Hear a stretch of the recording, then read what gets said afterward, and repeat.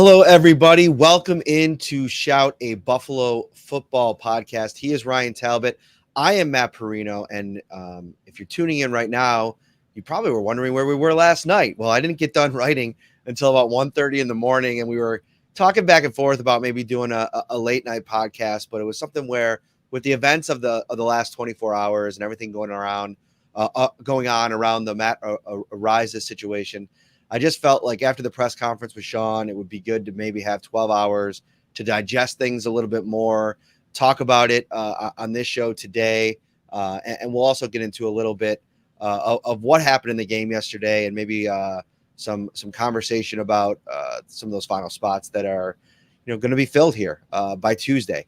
We are brought to you by Tops Friendly Markets, your neighborhood store with more barbecues, tailgating, on a road trip to see your favorite team, wherever the football season finds you, which is kicking off today. Full college slate on tap. Make sure to stop at Tops for the best deals in town. From fresh meat to locally grown produce, Tops has everything you need and so much more for mealtime, snack time, or anytime. Tops at your table since 1962. Ryan Talbot, you are still at the table in the dark. How are you? Hey, I'm doing well. Yeah, still a few more days here in Arizona. I'll be back on late on Tuesday night, but Wednesday, our staple show, I'll be back in the old same area that I usually am when I'm at home. Mm-hmm. All right. So I think most people that are tuning in know the basic details of what's been the biggest story in the sports world over the last 2 days. Matt Araiza, rookie punter, the Bills selected in the 6th round of the draft, was named in a civil lawsuit in California that was filed on Thursday. He's being accused of participating in a gang rape of a then 17-year-old female who has not been identified, has been referred to as Jane Doe. And the details that have kind of scattered out over the last couple of days. I mean, shout out to some of the people that have really just crushed it on the story. Tim Graham from The Athletic, Elena Getzenberg from ESPN, Jay Skursky from the Buffalo News last night in the post-game press conference. We'll get into that in a little while. Details have kind of been scattered over the last couple of days. And I think the biggest point of contention, Ryan, that I think a lot of fans struggle with from the Bills' perspective, the team's side of things, is, they put out a statement shortly after the news broke, and it said that there was I don't have let me bring up the quote in front of me. I don't want to misquote it.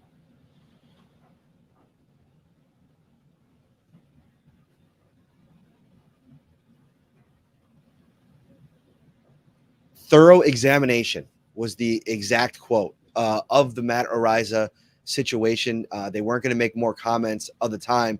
But when we talked to Sean McDermott last night, Ryan, he mentioned the fact that he's not going to deny that he's learned new facts about all of this in the last few hours. So I think that's where I kind of get hung up the most. And if you want to place blame on how the organization has handled it, that to me is the part of it, to put out that statement without maybe understanding the full scope of this thing.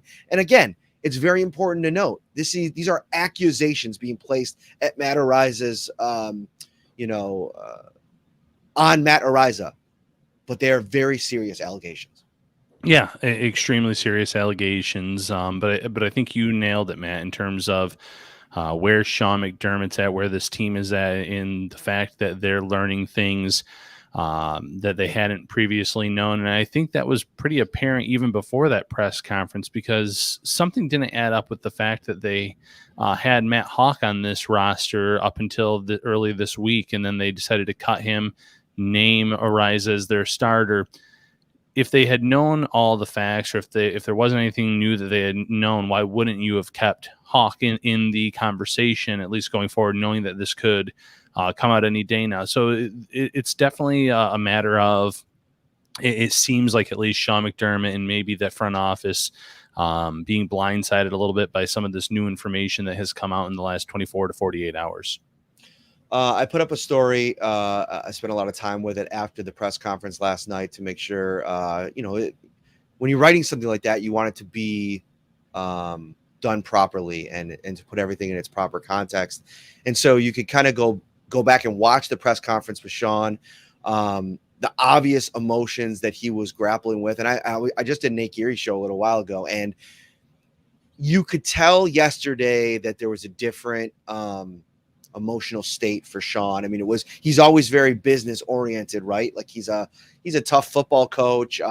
People have made that, he jokes around at times, but he's a serious, especially on game days. But there was just another level to the seriousness. And then when he got up to the podium, started talking about this and the fact that, he's learned new details, that it wasn't easy to hear some of the things that have been a part of this story. I mean, if you go and read the civil suit that a few reporters have put out, snippets of it, the gory and graphic details of what happened on that night, they're really hard to read. And so we all have family members. I mean, we have sisters, we have mothers, we have aunts, we have grandmothers. I mean, could you imagine if that was somebody in your family? So I'm sure having something like that happen, finding out and maybe feeling like, not knowing all the details and then finding it out as the course of the day went along.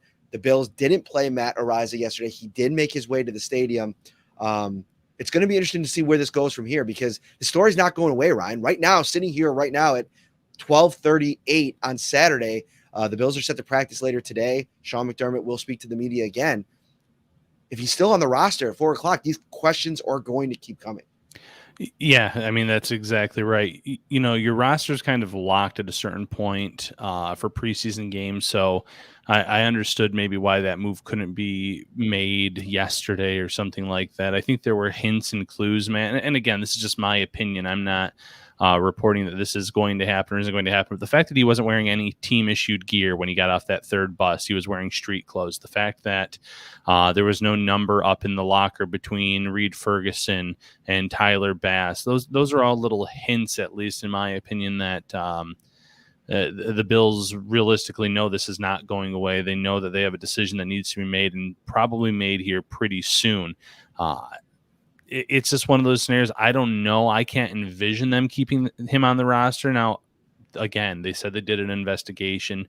They might know more than we know, but it's just this team now is in a very tough spot. It's a big cloud or a big distraction hovering over this team with the regular season here looming pretty soon. I thought Micah Hyde said something yesterday. Sal Capaccio tweeted out the quote where, they do place their trust in Brandon Beane and Sean McDermott to do the right thing for the team, to do, he mentioned the fact that they kind of like to go out there and get guys that fit into the culture because of strong character. It's something that, we've talked to Brandon Beane in the past when they go in the draft room and they're going through the different categories, character concerns is something that could get you dropped down on Brandon Beane's draft board and could get you knocked completely off of it. I mean, he sticks to his board when it comes to those intangibles, when they scout players, when they kind of try to learn about it. So it isn't, to me, it's not unbelievable that the Bills didn't know, which reports are out that they didn't know about this when they drafted him. It's not surprising because to me, and I don't want to speak for Brandon Beane, if they had known about this before the draft, you probably take Matt Araiza off your board. And it seems like some teams may have done that. There was an AP report that said two executives, anonymous executives, 5 the reporter spoke to, 3 didn't know about it, and 2 did. The 3 that didn't know about it just said, we didn't have a punter on our board anyway. But it's the kind of thing that if there's any character concerns during the draft process, that usually dings guys.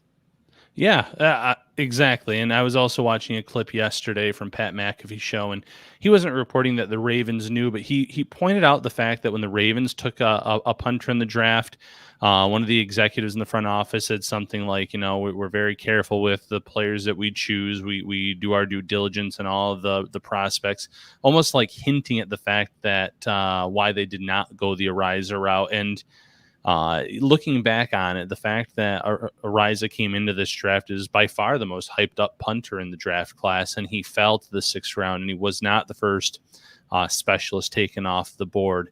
It all kind of adds up now in terms of maybe some teams knew more than the Bills. I think it's fair to say that at least a handful of teams probably knew more than the Bills about Araiza at that time, and that the Bills found out later on here, obviously, as the offseason went on.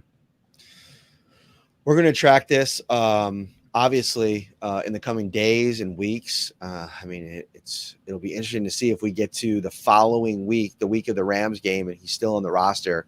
what that's going to potentially look like. I mean, the national attention that the story is getting, and we've seen what's happened in Cleveland. Like they have absolutely gotten they put on all of their armor. Like they've been kind of running through like what's that drill that running backs do out on the practice field when they put the dummies out there, and you got to kind of run through the padded dummy. I feel like that's been the Browns offseason, right? Like continuing to kind of blast through all these different obstacles and questions and reports that have come out around Deshaun Watson. The Bills staring that down for a 6th round punter. It doesn't make a ton of sense. Now, they do have a history of being patient with these kinds of things. I mean, we remember the Jake Fromm situation, Tyrell Dotson a couple years ago with the domestic violence charge, the LaShawn McCoy situation. And I know these aren't all the same. They don't all fit into one bucket. They're different types of things. But this is a very methodic franchise that likes to kind of do their due diligence. And to me, that's what I read from Sean yesterday, was that that's what he's more interested in doing is learning as much about this as possible. And it seems like he's still learning a lot about it and then doing the right thing at the end. But they got to do the right thing at the end. And, from the lawsuit, if Matt Araiza was on a call with the plaintiff, Jane Doe, and admitted to having sexual relations with her and telling her to go get tested for an STD. I mean, sex with a minor. I mean, this, like I said, the details of this case, and that's just the baseline level, the levels that this goes to, any involvement in that. I mean, you have to walk away from it. Yeah. I've seen a lot of fans say, I get the hype around the player, the big leg and all that, but it's a punter at the end of the day. It's a player that, probably the last player that you would want on the team in terms of causing a distraction. There have been superstars and, again, different situations that you keep along for different reasons. But this is a punter at the end of the day. There's going to be some good punters that are going to get released around the league here that are in competitions right now. There are some free agent options. In a Super Bowl year, if you feel like any of this is true, and you mentioned the call that was made with the police kind of recording it and all that, it's kind of hard to sit here and say how, we're gonna wait this out. We're gonna be patient. We might keep on the roster. And again, I'm going to stress the team might have known about the call. They might have some knowledge of that. They might have an explanation. So we have to give them the benefit of the doubt because they have been very patient in terms of waiting for the facts to come out. But we're also talking about rosters having to get cut down to 53 players by Tuesday. We're talking about this team having to kind of fast forward their process in terms of making that final determination, because you don't want to be sitting there having to make a move the week before the game, days before the game. The Bills have to come to some kind of conclusion on this matter very, very soon. Mm-hmm. If you're watching on YouTube, thank you so much. We always appreciate your support. Comments always welcomed, and we're going to talk about a couple of them here. Hit that like button, subscribe to the show as well. I want to talk about a couple more things Araiza related, and then we're going to go into a little bit of the game last night. Not a lot to kind of take away from that. Like we talked about after the game, Ryan, a bit of a stinker in terms of the Bills' final preseason game. I talked to Cam Lewis after everything kind of the locker room had cleared out and all the media had ended, and he was kind of straggling out. I caught up with him real quick. I'll go into that conversation, a very brief one here in a minute, because he's one of those guys that are firmly on the bubble, and he actually knows it. So I want to talk about him in a minute. But let's bring up, I saw a super chat in here. Thomas Falzone, one of our regulars. Appreciate you, my man, for always supporting. I'm sorry, but asking Matt Barkley if he knew if his teammate was accused of gang rape was unnecessary and inappropriate. A lot of the questions were like cross-examination for players who did nothing. Listen, I get it, right? Like you're a fan of the team, you're a fan of the players, and those kind of contentious press conference settings, like there's a reason that reporters go in there to do it. It's our job. It's our job to ask questions. When you have an audience for whom you serve from a journalism perspective, your main goal is to seek out the truth and report it. Inform your audience, your readers, your viewers. All the questions that were asked yesterday, and I know a lot of people took issue with Jay's aggressive nature and the tone of this is a serious thing. And he took an aggressive approach into a press conference that I think you really do have to bring in there. And I think he did. I think he did a great job. If you didn't like the way the question was phrased or the tone of the question, well, there's a lot of people that don't like what happened to a 17-year-old girl in California in October of last year. And so questions are going to come up. Matt Barkley was brought to the podium. He's a quarterback on the team. He's one of the leaders on the team. He's a veteran. He's been in the league a long time. So is Case Keenum. You know, they can handle that. They can handle a little bit of those moments. Sean McDermott as well. He's the head coach of the football team. He's the face of the football team. I tweeted it today. I appreciate that he's hurting, the emotion that he's going through, having to coach a game, go through that whole experience of a game day in the NFL, go in the locker room, talk and address your team as all this is going on, then going to the podium. Listen, I respect him for doing that, but it's his job to do that. Just like it's our job to ask questions in the pursuit of truth, right? Yeah, this was not a time to be asking about football questions or strictly football questions, and especially meaningless preseason game for a guy like Barkley, who, his spot on this roster in terms of the practice squad, I think it's already been, well talked about, well regarded. There's no spot for him on this 53-man roster, most likely. This was a time to talk about what's been surrounding this team, the news that's been surrounding this team, the matters of it, to get the takes of the players on this team, to get the temperature of the room, so to speak, in terms of, what do the players think of this matter? They should, their input or their takes on this should also be valued and respected. And it's something that it's a tough situation, but I know that those players that were put up on the podium last night, I knew that, I think everyone knew what kind of questions they were going to be facing. No one was blindsided by them by any means. They knew what they were going to get when they went up there to the podium last night. So based on what's going on with this team, the distraction that this whole story with Matt Araiza has caused, I don't think that there were any players that were surprised that they had to answer questions about those matters. Yeah, and I also don't think that Sean McDermott wanted to talk about it. I mean, he started off his press conference, saying that there's obviously a serious situation happening right now that he doesn't take lightly. He did not want to get into the details of everything while everything is ongoing. Now, I do think he will be pushed further on the Bills part of it, the process on the Bills side, not necessarily the details with Matt Araiza. If he can't talk about that, there's some legal proceedings and maybe their lawyers don't want them to talk about that. I mean, I get that, but from the Bills organization perspective, having a timeline of events is important. And so, he said that he's hoping to have answers sooner rather than later.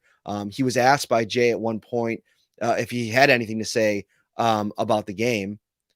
Let me see here. He said, respectfully, I don't think it's the right time to do that. Other than that, I appreciate the player's effort. So the coach was given a chance to talk about the game, and he also didn't want to talk about the game because this is a big story. This is bigger than sports, Ryan. This is like we mentioned earlier in the show, a person that was, the kind of things that appear in the civil case. If even the most insignificant details of this case are true, it's a problem. People need to be held accountable for it, responsible. Yeah, no, that's well said, man. I mean, that's perfectly said. And I'm glad you mentioned the fact that McDermott had the opportunity to talk about the game, and he even kind of deferred that and said that's not what's important here tonight. As he stood in front of the media, he was well aware. He knew that all is on the back burner. I know there are players that were fighting for roster spots, but it's bigger than football. Mm-hmm. Thank you, Renee, for the super chat. She said, thank you for asking McDermott what he had to say to the female fan base, portion of the fan base, survivors who are feeling hurt by this. That perspective is often lost. And, he took a moment before he reacted to that. And he said he knows that they're hurting and they want to do the right thing. And, they're working to do the right thing. And that's just my point about all this is like, I get Bills fans want to focus on the season and ready to start this thing off in less than 2 weeks. This is a serious story. These are human beings, and people have gone through similar things, and people that we all know in our lives. So I send my love and support out to all of them, and we'll see how this story plays out, Ryan. It's a really sad thing that people have gone through in their lives, and we have to work as communities to stamp it out and make it unacceptable. And no, that's well said. And the Bills, they're taking a patient approach. One more time on this. Matt Araiza released a statement via his agent in game last night, saying he's looking forward to clearing this up. Well, he's on the clock now in terms of having to clear this up with the front office, with the team, to even get them to a place where they would feel comfortable having him on this roster. So, that's kind of where we're at now. And I see the comments that some are coming in on both sides here, just like on social media last night. Last night was more than about a football game. It just was. I know that not every fan's going to appreciate that, but you have to kind of understand where the media is coming from. No one, even the players, even the coaches, weren't in that frame of mind to talk about the game against the Panthers last night. And we may not be in the frame of mind to talk about football matters, but we are a couple days away from roster cutdowns. 53-man roster projection will be coming out tomorrow. So we were going to transition to that a little bit, give you a few final thoughts before we get there. But before we do, the sizzle of the grill, popping open a refreshing drink, crowds cheering for their favorite team. These are the beautiful sounds of football season, and Tops is right there with you. From fresh meat to locally grown produce, we have everything you need and so much more. Tops at your barbecue since 1962. All right, Ryan Talbot, Value Home Centers, your hometown team. It's your last chance to stock up on summer outdoor essentials. Shop outdoor furniture, fire pits, tables, grills, garden tools, outdoor decor. They have it all. And we're at that time of the week after a game. We got to do our value Toolsy player of the game segment. Who did you have last night? I know there was a lot to kind of peel through a little bit. Not a lot of great performances, but who'd you think stood out yesterday? Toolsy player of the game. Isaiah Hodgins. I am giving that to Isaiah Hodgins. I know if you just look at the stat line, it's 4 catches, 19 yards. It doesn't pop to you whatsoever. But if you were watching that game last night, 2 of those catches were in contested spots. One, he kind of leapt over the back of the defender, hauled it in on a crucial 4th down play, made every catch that was pretty much needed of him in that moment, in that matter, especially on one specific drive where he hauled in 3 of the catches, proving over and over again that he can be counted on and depended on to use that physicality, use that frame to make some difficult catches. It comes down to the fact that the Bills want to keep 6 wide receivers, or they want to keep 7. I don't know where they're at in that process. I don't know. Every year it changes in terms of how many offensive linemen, defensive linemen they want to carry, and all that matters when it comes down to the wide receiver issue. But I think that Hodgins has answered every question this summer and has at least earned a spot on the 53-man roster. Will it happen? I don't know, because they do value Jake Kumaro and his special teams ability. I just think that Isaiah Hodgins, in his last audition for a 53-man roster spot, really, I thought he had a really nice effort and performance last night, Matt. So Isaiah Hodgins has had a great offseason, spring, summer. It's crescendo to last night where you're right. It's not this like explosive stat line, but a lot of plays that were important. I mean, 3rd down conversions, making tough catches. Those are the kinds of things that for a guy vying for a spot on this roster as a coach, you want to see those guys make those plays. And so I have a hard time disagreeing with you. I think that is a great pick for the Toolsy player of the game. And now the conversation shifts to, you brought it up there for a moment. I think we should spend a minute on this. 6 or 7 wide receivers. I think if you keep 7 wide receivers, you have a specific role in mind for all 7. If they keep Kumaro and they keep Isaiah Hodgins, I don't think both are going to play on special teams. And I also don't think either of them are going to have a significant role in the offense.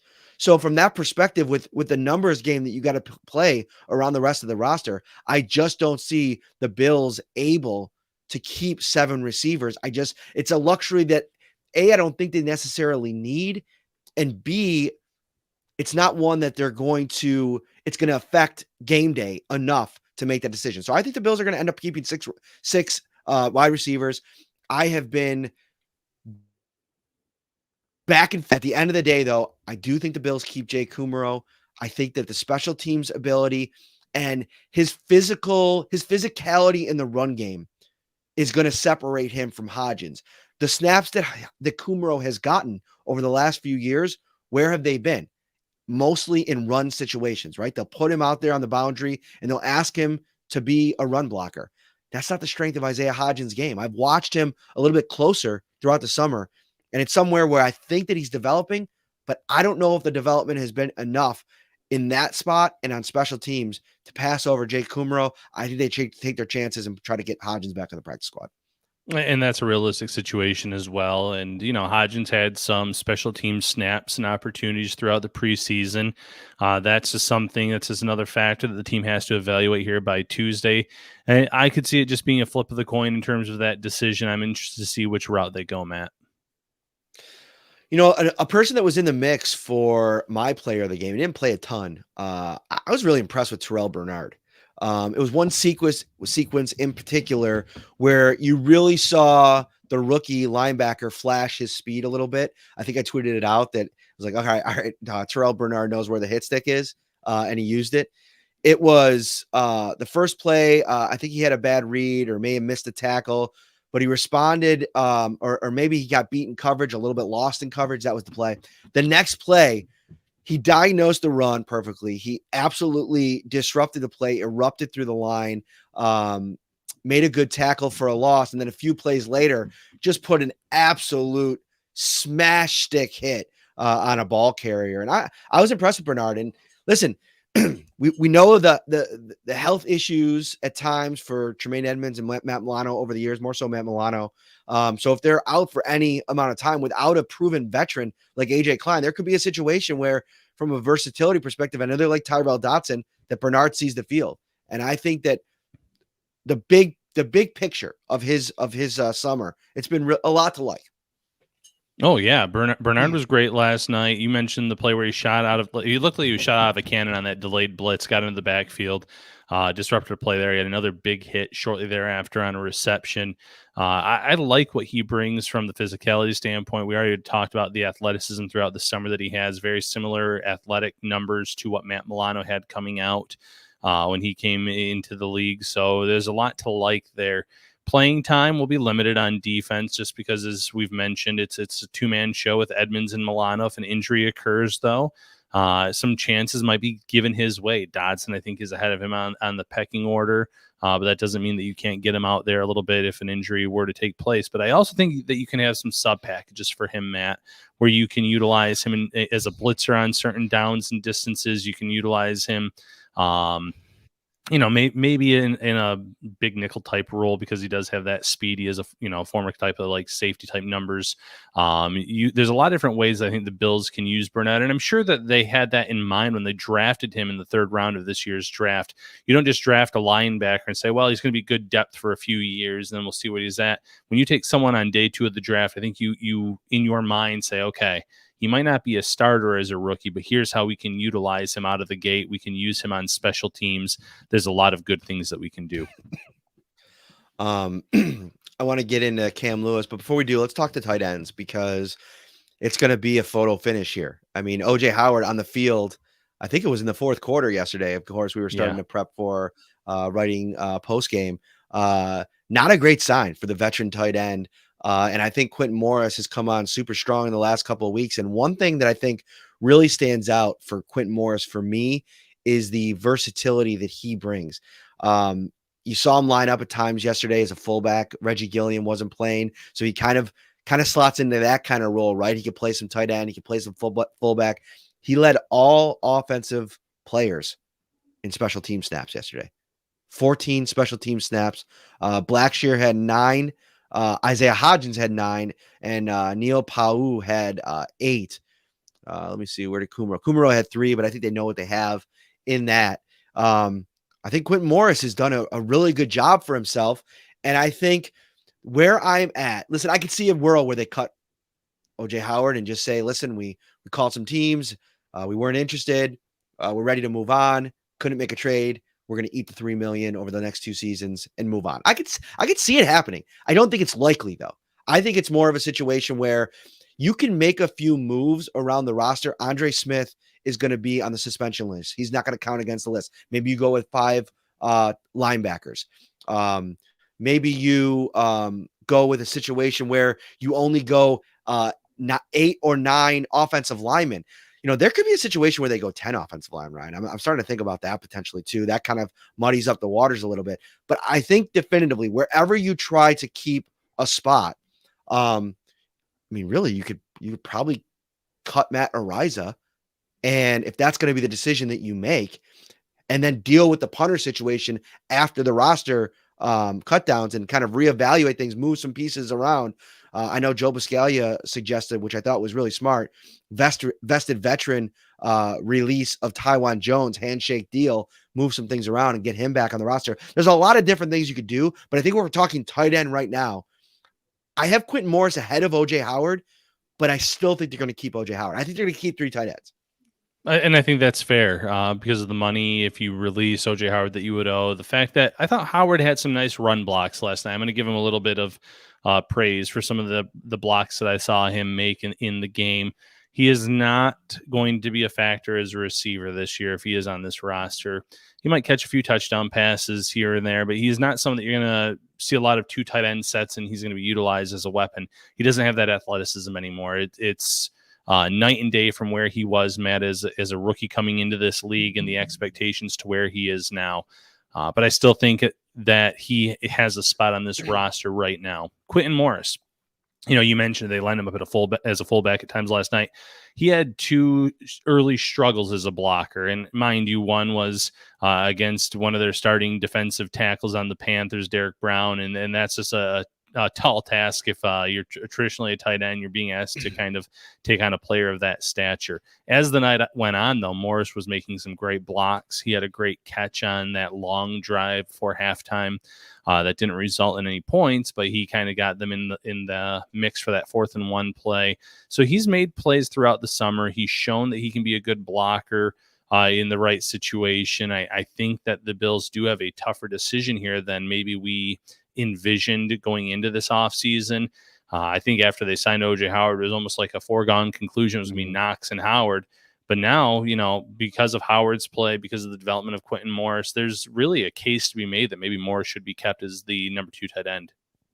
Right. And I think it's a situation where the Bills, if they want to keep Howard, you take the chance of releasing Morris and having him get claimed. I do think there's going to be enough interest around the league in what he's been able to do. And I think people have probably studied the Bills offense, noticed the arc of Reggie Gilliam, how much he's used, the importance to it, what Morris, to your point, flashed as a blocker yesterday, I think is going to stand out. So I think it's a situation where you can't risk it. There's a couple guys that you're probably going to just be in that camp, like, I can't risk it. Whereas at Isaiah Hodgins, listen, we've both advocated for him, and we've both said that in a perfect world, you get to keep that guy and continue to develop him.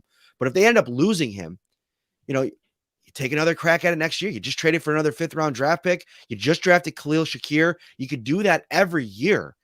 Add somebody that you evaluate that maybe other teams miss on. The Bills have proven an ability to do that in the receiver room. So, I thought that was interesting. Let's talk about Cam Lewis for a moment. I think he's one of the most interesting roster bubble guys because depending on what happens with Tre'Davious White, if he's left on PUP, I believe he could kind of stay there, but then he'll miss the first 4 weeks. If he's activated, he'll have to be on the 53-man roster, and then they'll have to move some things around after the fact, or maybe he's getting closer to a return and they just keep him on the 53. We'll see how that all projects. But I think there's a really good chance they keep 10 if they keep Trey White on the roster, 10 defensive backs. If he goes to PUP, 9. And I think Cam Lewis is that 9th. I caught up with him after the game. He had a bunch of those white, nose stuffers. I don't know actually what they're called, but they look like little styrofoam cylinders, and he had them all jammed up his nose because it was still bleeding. I mean, he had a broken nose. He thinks the face mask kind of came down on that one hit where he suffered the injury. But he admitted, he said, it was rough out there, especially at the start of the game. Missed tackle on third down that led to a first down, getting lost in coverage, not reading that play fast enough when Baker threw the touchdown pass at the goal line. He took responsibility for that. And so that's a situation where now you're looking at that in like the big final dress rehearsal here where all these guys are being evaluated, and you wonder, all right, like, is this going to put Cam's roster spot in jeopardy? If maybe they were going with him, that kind of performance maybe knocks him down a little bit. And he said, listen, one game don't define me. I feel like I had a good camp. I feel like I had 2 good preseason games. So I'll work on whatever I need to work on and get back out there. So I think he still thinks he's got a good shot at it. I do as well. I think he'll be on my 53-man. Yeah, and I agree with that as well. There's a lot more tape and reps of him doing good things this summer at training camp in the first 2 preseason games than what took place last night. And you mentioned it, the long reception on third down where he missed the tackle and they moved the chains, not reacting fast enough to the running back out of the backfield on Mayfield's touchdown pass to Foreman, where he was jumped over, hurdled over when he missed a tackle there. There was some rough moments for him last night. There's no denying that.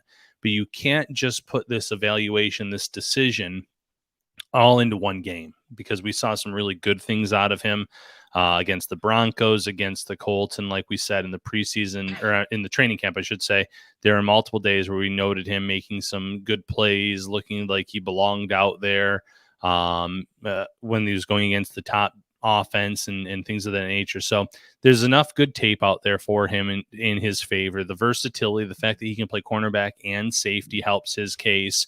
So, don't let one poor performance kind of skew your judgment over all the good things he's done this offseason. Mm-hmm. We want to go next. There was a couple more things I wanted to hit on before we get out of here. Well, some guys that I think are practice squad candidates. Mike Love again, nice pressure in the game on Baker Mayfield, flashed when they needed him to flash. Neil Pau, not someone that was ever in consideration for a roster spot, but kind of one of Matt Barkley's favorite receivers all offseason training camp. He ended up having a nice performance in the preseason game here in the finale. I wouldn't be shocked if he claims one of those practice squad spots, but, it's limited numbers. You might want to go a certain direction, keep certain players at other positions over him. And both of the reserve running backs, Duke Johnson and Raheem Blackshear, I know that their overall yard per carry averages weren't great yesterday, but they both flashed at times. And you have to remember, too, that they were trying to run behind the second and sometimes third team offensive line, which really struggled against the Panthers yesterday.